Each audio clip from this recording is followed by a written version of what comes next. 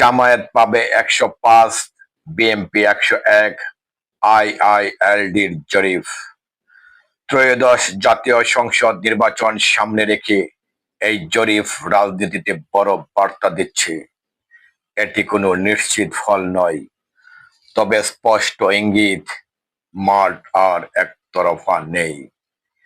এই জরিপ বলছে জামাত বিএনপি নেতৃত্বাধীন জোটের মধ্যে লড়াই হবে হাড্ডাহাড্ডি, অর্থাৎ ভোট আর আবেগে নয়, কৌশলে নির্ধারিত হবে। যে দল শেষ পর্যন্ত মাঠ ধরে রাখতে পারবে, কর্মীদের নিয়ন্ত্রণে রাখতে পারবে এবং ভুল এড়িয়ে চলবে, তারাই এগিয়ে যাবে। নিরপেক্ষভাবে দেখলে এখানে সবচেয়ে বড় ফ্যাক্ট হলো ধৈর্য ও শৃঙ্খলা।